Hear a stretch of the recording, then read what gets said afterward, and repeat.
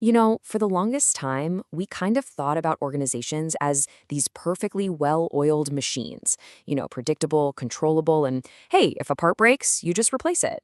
But what if that's not really the whole story?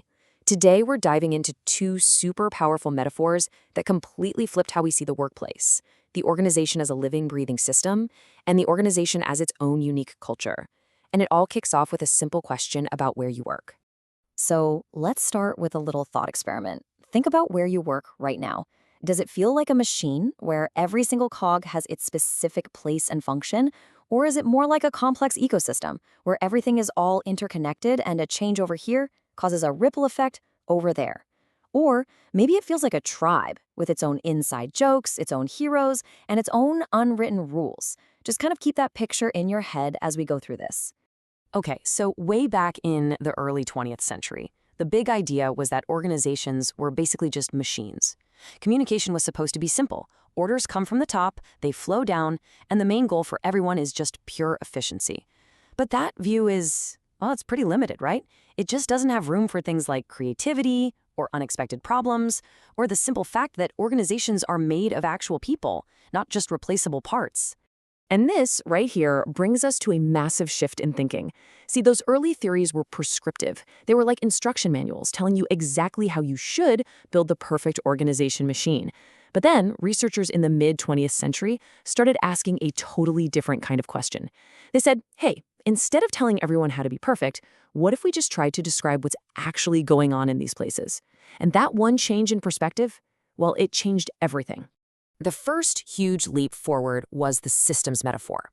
So instead of a machine, I want you to picture your organization as a living thing, like an organism. It's complex, it's constantly adapting, and it has to interact with its environment just to survive. This way of looking at it sees the organization not as a bunch of separate pieces, but as one single interconnected whole. The absolute core idea here is interdependence. I mean, think about it. When the marketing team launches some massive new campaign, it doesn't just affect them, right? The sales team suddenly has to handle a flood of new leads. Engineering might start getting all this feedback for new features. And customer support? They've got to be ready for a million questions. Every single part is connected. A little nudge in one place creates ripples through the entire system. And organizations aren't sealed off in a bubble either. They have what we call permeable boundaries.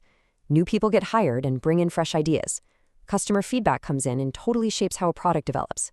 Market trends force the entire company to pivot and adapt.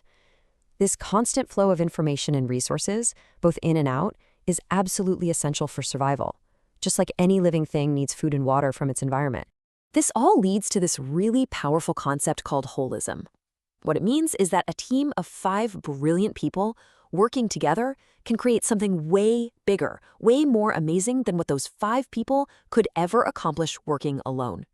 It's the interactions, the feedback loops, the synergy. That's where the real magic happens. The whole is truly, genuinely greater than the sum of its parts. All right, so let's shift gears now to our second major metaphor. This one sees the organization as a culture. This approach asks us to look at a workplace kind of like an anthropologist would study a small, unique society. It's got its own special values, its own inside jokes, stories about past successes, and yeah, even its own heroes and villains. I mean, really think about it. At your job, are you expected to answer emails late at night? Is it cool to challenge your boss's idea in a big meeting? Who are the people that get celebrated and why? These aren't things you're going to find in an employee handbook. They are the unwritten rules, that way we do things around here, that really truly define an organization's culture. Now, this is where the whole idea of culture gets super interesting, because it basically split into 2 different camps. Just like before, you had some people trying to create a prescription for a good or winning culture, while others were way more interested in simply describing the complicated reality of what culture actually is. And this slide hits the nail on the head. The prescriptive view sees culture as a tool, something an organization has. The thinking is if you just install the right values, like a piece of software, then you'll get success. But the descriptive view says, whoa, hold on, it is not that simple. Culture isn't a tool you can just pick up. It's the very fabric of the organization. It's the reality the organization is, something that gets created and recreated every single day through communication. This prescriptive idea absolutely blew up with best-selling books like In Search of Excellence. These guys identified common themes in super successful companies, things like having a bias for action or staying close to the customer, and they basically sold it as a recipe for success. And look, these are great ideas, but this whole approach tends to really oversimplify how culture actually works. Because as the descriptive view shows us, real organizational cultures are, well, they're messy. They're complicated, filled with all sorts of weird rituals and stories.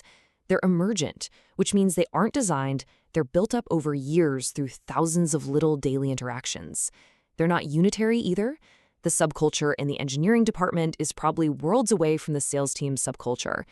And a lot of the time, they're ambiguous and even full of contradictions. Edgar Schein gave us a fantastic model for understanding all this complexity. Think of culture like an onion.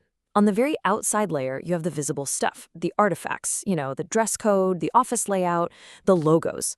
Peel that back, and you find the shared values. This is what the company says it believes in, what's on the mission statement. But at the very core, the most powerful level are the basic assumptions. These are the deep, unconscious, unspoken beliefs that truly drive everybody's behavior. And because they're often invisible, even to the people who hold them, they are incredibly hard to change. That's why shifting a company's culture is such a monumental challenge. So we've looked at organizations as these living systems and as these unique cultures. Why is this so important? What's the big deal? Well, it's because these metaphors give us a much richer, way more accurate lens for understanding what's really going on in our workplaces every day. This chart here really just brings it all home. That old machine metaphor, it saw communication as just a tool to send orders down the line. But the system metaphor shows us that communication is the lifeblood. It's how the organism processes information to make sense of the world and adapt. And finally, the culture metaphor reveals the most profound role of all for communication. It's the very process we use to create and perform the reality of our organization every single day. So I'm going to leave you with this final question to chew on. If you had to come up with an unwritten, informal motto for your organization's culture, that thing that everybody knows is true but nobody ever says out loud, what would it be?